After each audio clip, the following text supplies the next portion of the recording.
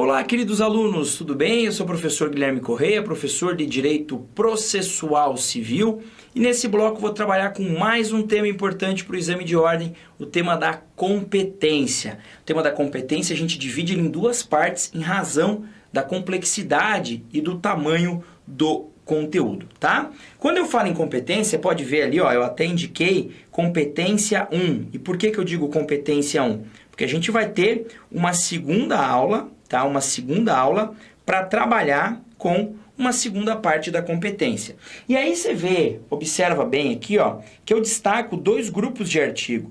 Artigo 21 a 25 e depois o 42 ao 66. Professor, como assim? O legislador deu um pulo aqui, ele tratou do tema e ficou com preguiça, tratou de outras coisas, voltou e trabalhou com o tema da competência de volta? Na verdade, a gente poderia até dizer que é isso, de uma forma brincando, evidentemente, mas é que acontece o seguinte, na verdade do 21 ao 25, ele trata do que a gente chama de competência internacional. E quando eu falo em competência internacional, eu não estou falando em causas que os Estados Unidos, a Alemanha, a Itália vão julgar, não. Eu estou me preocupando com causas que o Brasil pode julgar. Então eu não vou dizer se julga em Curitiba, se julga em São Paulo, se julga na Justiça Estadual ou Federal. Eu vou primeiro, no primeiro momento, verificar se o Brasil tem condições de julgar isso daí. E aí, num segundo momento, ali entre o 42 ao 66, aí são regras do que a gente chama de competência interna. Então a gente vai iniciar com a chamada competência internacional, trabalhando com duas questões diferentes. A primeira delas é a chamada competência concorrente da jurisdição nacional. O que é a competência concorrente da jurisdição nacional? Vamos lá. São as causas que o Brasil pode julgar. Ah, então na Itália não pode? Não disse isso. Eu disse que o Brasil pode, mas eu não excluo a possibilidade de que outros países julguem aquela mesma questão. Por isso é concorrente. Dois países podem concorrer. Então, o Brasil pode julgar. Não estou dizendo que outros países não podem. E a primeira causa que a gente tem, olha lá, ações em que o réu, qualquer que seja a sua nacionalidade, estiver domiciliado no Brasil. Quer dizer o seguinte, é uma ação em que o réu, o John, um inglês, está domiciliado no Brasil. Pronto, posso entrar com a ação no Brasil. Mas será que eu não posso discutir essa mesma questão na Inglaterra? Não sei, vai depender do direito inglês. Segunda hipótese, ações em que no Brasil tiver de ser cumprida a obrigação.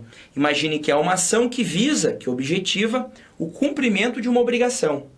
E essa obrigação, segundo consta do instrumento contratual, por exemplo, tem que ser cumprida no Brasil. Ora, então eu posso entrar com essa ação no Brasil. Mas não estou excluindo a possibilidade de que lá fora do país isso também seja julgado, tá? Mais duas hipóteses. Terceira hipótese, olha ali, ó. Em que o fundamento seja fato ocorrido ou ato praticado no Brasil. Imaginem, uma ação que discuta uma indenização por acidente de trânsito. De quem? Um alemão e um português. Os dois vieram passar férias no Brasil. Os dois ficaram e se apaixonaram pelo país Brasil e acabaram residindo aqui. Moraram por 2 anos cada um no Brasil. Os dois constituíram aqui relacionamentos amorosos, tiveram alguns amigos e os dois compraram um carro para poder se locomover. Os dois se acidentam. Não conseguem resolver aquele imbróglio e os dois resolvem voltar para os seus países de origem. Nada impede que um deles, se quiser processar o outro por esse acidente, processe no Brasil. Porque o Brasil pode julgar essa demanda. Por quê? Porque a origem dessa demanda é um acidente que foi ocorrido aonde? Aqui no Brasil. Beleza? E a quarta hipótese, ela se subdivide em duas, ó. Marquei ali, ó, em azulzinho. Ação de alimentos. Quando? Primeira hipótese. O credor tiver domicílio ou residência no Brasil. Esse credor, ele pode aparecer na tua prova com outro nome, tá? o credor de alimentos, a gente chama ele de alimentando. Alimentando. O credor de alimentos, a gente chama ele de alimentando, tá? E segundo, o réu mantiver vínculos no Brasil, tais como posse ou propriedade de bens, recebimento de renda ou obtenção de benefícios. O réu, numa ação de alimentos, a gente chama ele de alimentante. Agora, qual que é a lógica, professor, de eu ajuizar uma ação dessa no Brasil? Ué, uma ação de alimentos, objetiva receber alimentos. Se esse réu tem rendimento no Brasil, tem propriedade aqui, né? Tem posse aqui, quer dizer o seguinte, ele tem condições de gerar renda dentro do Brasil. Então eu vou ajuizar essa ação no Brasil, ou posso ajuizar essa ação no Brasil, justamente porque ali eu tenho uma condição de receber o que é devido a título de alimentos. Beleza? Então nessas 4 hipóteses, 4 na verdade, as últimas 2 viram, a última vira 2, então essas 5 hipóteses, é possível entrar com ação no Brasil, tá? Mais 2 situações, olha lá. Decorrentes de relação de consumo, quando o consumidor tiver domicílio ou residência no Brasil, tá? Essa situação aqui é justamente para amparar aquela hipótese em que você vai, por exemplo, viajar. Você viaja com uma companhia estrangeira, você vai até a Europa, um país europeu, lá dentro do país europeu, você pega um voo local ali, de uma companhia, por exemplo, de avião espanhola, e você sofre danos como consumidor. Você pode ajuizar no Brasil? Claro, se você for domiciliado aqui no Brasil, você vai poder ajuizar essa ação aqui sim, tá? E 6, em que as partes expressa ou tacitamente se submeterem à jurisdição nacional, são aquelas situações em que as partes escolhem o Brasil para julgar eventuais demandas. Claro que essa escolha não é ilimitada, tem situações em que você não pode ser julgado no Brasil, aí é um outro problema, mas, em regra, sempre que você quiser, fiz um contrato internacional e determinamos que quem julgará a questão será a Justiça Brasileira, perfeito, sem nenhum problema isso daí, tá? Então, essas são as causas em que o Brasil pode julgar. Agora, olha o que diz o artigo 25. Nas hipóteses de competência concorrente, a gente precisa observar esse artigo pelo seguinte: não compete à autoridade judiciária brasileira o processamento e o julgamento da ação quando houver cláusula de eleição de foro exclusivo estrangeiro em contrato internacional arguida pelo réu na contestação. Quer dizer que em todas essas hipóteses que a gente viu que a jurisdição brasileira pode atuar, o Brasil não julgará a causa se no contrato entre as partes tiver uma cláusula dizendo que eventuais litígios seriam julgados, por exemplo, numa cidade lá da França, numa cidade da Itália, numa cidade da Alemanha. Se tiver isso, eu tenho que respeitar, desde que o réu alegue, venha a arguir isso em contestação. Então, vamos imaginar que eu fiz lá um contrato internacional entre 2 empresas, tá? Uma empresa brasileira e uma empresa alemã. Foi feito um contrato entre as 2. Fornecimento de produtos. Maravilha. Esse contrato previa o cumprimento de obrigações aqui no Brasil. Legal. Então quer dizer que o descumprimento dessas obrigações pode ser ajuizado no Brasil. Sim ou não? Sim. Então a ação para justamente fazer cumprir essas obrigações pode ser ajuizada no Brasil pelo artigo que a gente acabou de ver, 24, pode. Mas, nesse contrato, entre as 2 sociedades tem uma cláusula dizendo que eventuais litígios decorrentes daquele contrato serão resolvidos lá em Munique, na Alemanha. Mas eu, empresa brasileira, falo, eu vou entrar com ação no Brasil. Eu não vou até a Alemanha ajuizar ou pagar um advogado para fazer isso, lá é muito caro. Vou ajuizar aqui. E há juízo. O juiz vai falar alguma coisa? Não. O juiz vai falar, opa, obrigação pode ser cumprida no Brasil, pode ajuizar aqui sim. Só que se o réu na defesa disser que tem essa cláusula, aí o juiz vai ter que reconhecer a incompetência da autoridade jurisdicional brasileira e dizer tchau, vai extinguir, decidam a questão lá na Alemanha. Então notem, o juiz não poderia conhecer de ofício eventual convenção aqui, né, que dissesse que a solução teria que ocorrer em solo, em foro estrangeiro. Maravilha? Agora, superada essa fase, a gente precisa ver as hipóteses de competência exclusiva da jurisdição nacional. Hipóteses de competência exclusiva da jurisdição nacional. Como assim, professor? Vamos lá. São situações em que só o Brasil pode julgar. Quer dizer que o que eu te contar aqui daqui para frente só vale se a decisão for dada por autoridade jurisdicional brasileira. Se lá na Alemanha eles decidirem esse tipo de causa, no Brasil ela não vale nada. Que causas são? Olha lá. Ações relativas a imóveis situados no Brasil. Eu vou destacar isso aqui, ó, imóveis no Brasil. E a 2. Em matéria de sucessão hereditária, proceder à confirmação de testamento particular e ao inventário e à partilha de bens situados no Brasil, ainda que o autor da herança seja de nacionalidade estrangeira ou tenha domicílio fora do território nacional. Então vejam que essas duas primeiras hipóteses, como meio de te auxiliar a memorizar, pensa, imóvel no Brasil, bem situado no Brasil em caso de sucessão hereditária, meu amigo, só o Brasil julga. Então eu tenho uma casa que foi vendida por um alemão para um outro alemão, mas essa casa fica no Brasil. E se está discutindo a propriedade dessa casa, porque não ficou bem feito esse contrato, não foi bem feito o pagamento.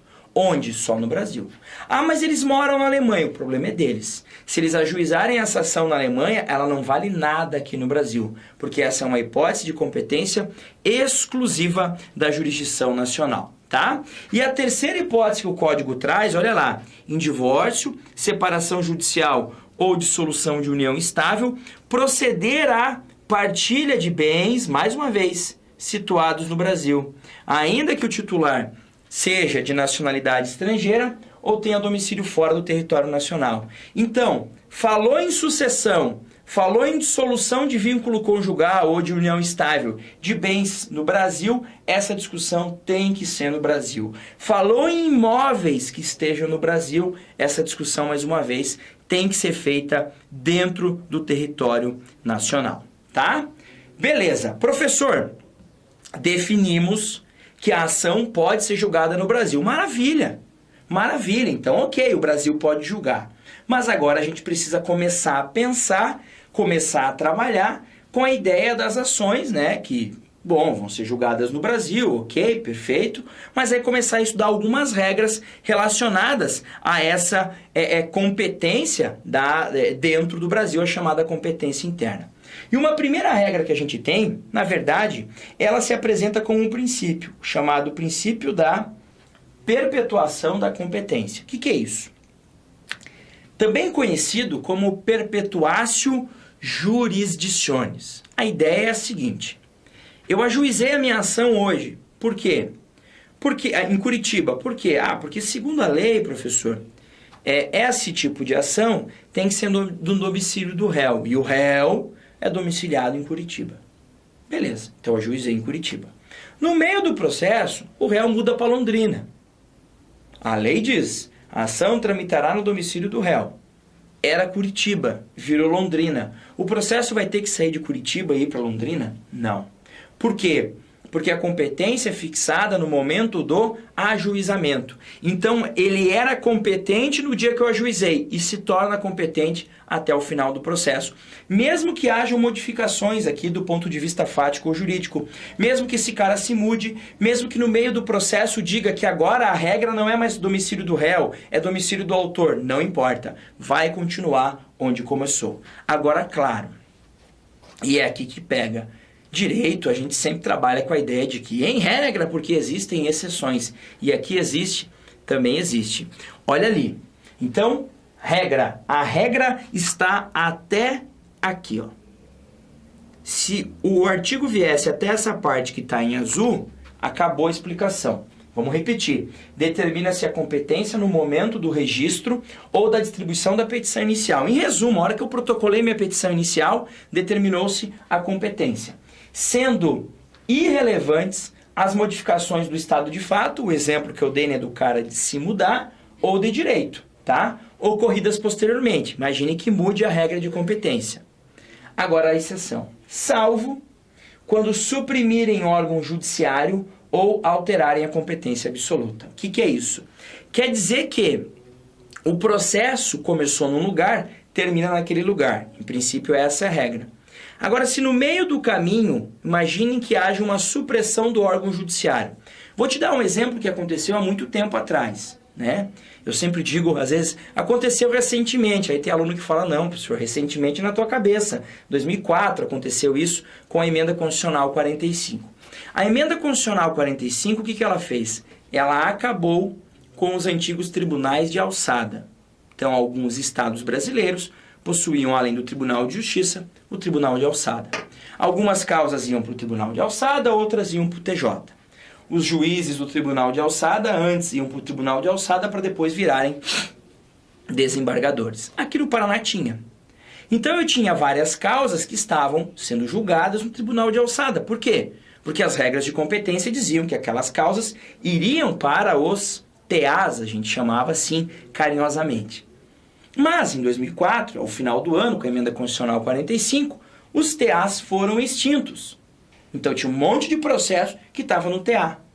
Aí se você lê a primeira parte, você diz, bom, não importa. Acabou o TA, dane-se, o processo continua lá. Mas calma aí, meu amigo, não existe mais lá para continuar. Por isso que a lei diz, salvo quando suprimirem o órgão judiciário. O TA não existe mais. Esse processo vai ter que sair dali? Vai, porque simplesmente não existe. Todas as causas que estavam no TA foram automaticamente enviadas para o TJ e esse se tornou competente para julgar. Então, essa é uma exceção ao princípio da perpetuatio jurisdictionis? Sim. E a outra é quando ocorre a alteração da competência absoluta. Vou dar um exemplo que também aconteceu no Brasil, também com essa emenda. Antes da emenda, as causas que envolviam acidentes de trabalho eram de competência da Justiça Estadual. Então, imagine que você foi demitido de uma empresa e quer processá-la. Justiça do Trabalho. Mas se nessa relação de trabalho, você sofreu um acidente e quer processar a empresa também pelo acidente, Justiça Estadual. Isso até 2004, final de 2004. Final de 2004 alterou e disse que isso é competência da Justiça do Trabalho. O que aconteceu com os processos que estavam na Justiça Estadual que envolviam acidente de trabalho? Em regra, aqueles que ainda não tinham sido sentenciados ficaram lá, até que tivesse sentença. Mas os que já tinham sido sentenciados foram remetidos para a Justiça do Trabalho. Imagine um outro exemplo, isso acontece. Na localidade não tem vara federal. Não tem. E eu quero processar o INSS, pedindo lá um benefício previdenciário. A Constituição diz que se não há vara federal, eu posso ajuizar na Justiça Estadual. Tá? Essa competência entre Justiça Federal e Estadual, definir se é federal ou estadual, é competência material, em relação à matéria que está se discutindo. Ou alguns dizem competência em relação à pessoa, né? É a pessoa, é o réu que está lá, é o INSS, então por isso é Justiça Federal. Independente de ser pessoa ou material, um critério é absoluto de competência, sem dúvida nenhuma. Tá? Nessa circunstância, imagine que o processo meu está na Justiça Estadual porque não existe vara federal na localidade. No meio do caminho, cria-se a vara federal. O meu processo vai continuar na estadual? Não, porque aí alterou a regra de competência absoluta, né? Porque aquela Justiça Estadual era competente para julgar caso, porque lá não tinha vara federal. Mas agora que tem, não pode mais, não é mais competente. Então, nesse caso, remeto sim os autos para a Justiça Federal. Então, a perpetuatio jurisdictionis, ou perpetuação da competência, sem dúvida nenhuma, é importante, mas comporta essas duas exceções ali. Beleza? E para a gente finalizar a aula, a última observação que a gente tem, antes de adentrar os critérios de definição de competência territorial, que sem dúvida nenhuma são os mais importantes, a questão da remessa dos autos à Justiça Federal. Justiça Federal é um órgão que, para alguns, ela começou a existir em 2014, né? Quando foi criada a Operação Lava Jato. Porque até então ninguém ouvia falar daquilo, né? As pessoas comuns não se atentavam muito para a Justiça Federal, porque tem uma competência limitada. Mas é claro que é uma justiça importante, existe há muito tempo. Agora, o que é isso? Remessa dos autos à Justiça Federal. Primeira coisa, por que algumas causas, professor, vão para a Justiça Federal e outras para a Justiça Estadual? Primeira coisa importante, definir. Justiça Federal julga as causas que a Constituição diz que ela deve julgar. Ponto. Esse é um ponto que ninguém discute, tá? 109 da Constituição vai dizer as causas de competência da Justiça Federal. E uma das hipóteses que a Justiça Federal julga é quando existir no processo uma empresa pública federal, exemplo, Caixa Econômica Federal, Correios, uma autarquia federal, exemplo, o INSS, Universidade Federal, as agências reguladoras, a Anatel, a ANEEL, ou quando existir a União. Então, se esse povo tiver no processo, a Justiça Federal receberá esse processo e julgará. Então, imagine que eu estou processando um banco privado, particular, na Justiça Estadual. Se a Caixa vier intervir nesse processo, esse processo tem que ir para a Justiça Federal, tá? E é isso que o 45 vai dizer na parte inicial. Olha ali. Tramitando o processo perante outro juízo, os autos serão remetidos ao juízo federal competente, se nele intervier, se nele vier querer participar a União, né? Suas empresas públicas, Correio e Caixa são exemplos importantes, entidades autárquicas e fundações ou conselhos de fiscalização de atividade profissional, tipo OAB, tipo CREA, tipo CRM, CRO, o que você imaginar de conselho de fiscalização de profissão, tá? Agora, todas as causas que estão na Justiça Estadual eu mando para a Federal quando a União se mete? Não, porque a lei traz exceções. Olha lá.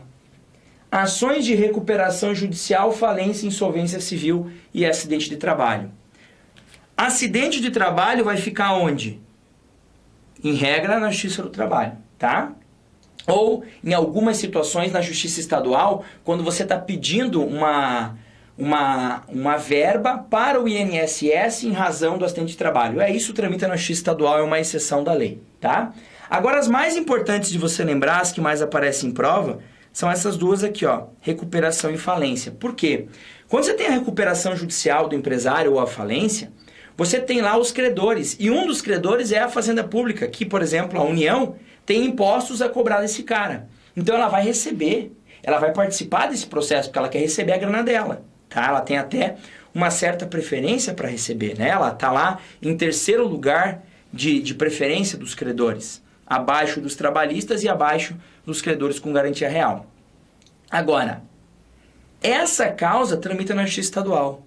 Mesmo que a União intervenha, não sai de lá, vai continuar lá. Então, professor, você está me dizendo que o advogado da União normalmente atua na Justiça Federal, mas pode atuar na estadual? Estou dizendo isso, afirmando com todas as letras, tá? E a segunda exceção, é evidente que é uma exceção bem menos importante para o processo civil, mas aquelas que tramitam na Justiça Eleitoral do Trabalho também.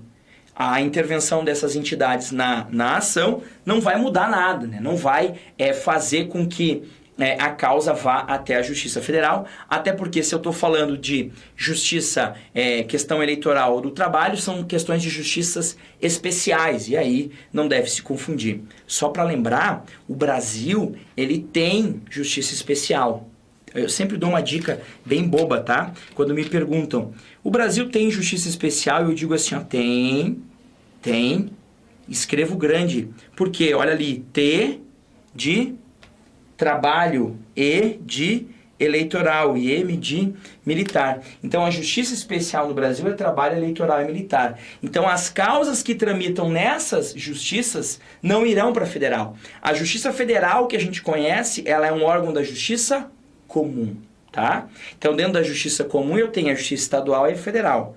E antes delas, eu tenho a especial, que é trabalho, eleitoral e militar, tá? Agora, imagine que no processo a Caixa Econômica tá atuando, tá? Tem lá um banco privado, a Caixa Econômica e o Guilherme, discutindo lá um financiamento de um imóvel em que houve participação dos dois bancos, papapá, na Justiça Federal. No meio do processo, o juiz reconhece a ilegitimidade da Caixa, dizendo: Caixa, você não tinha que estar aqui nunca, cara, sai fora, o processo não tem nada a ver com você. E exclui a Caixa do processo. Ué, se excluiu a Caixa do processo, esse feito vai continuar na Justiça Federal? Não, por quê?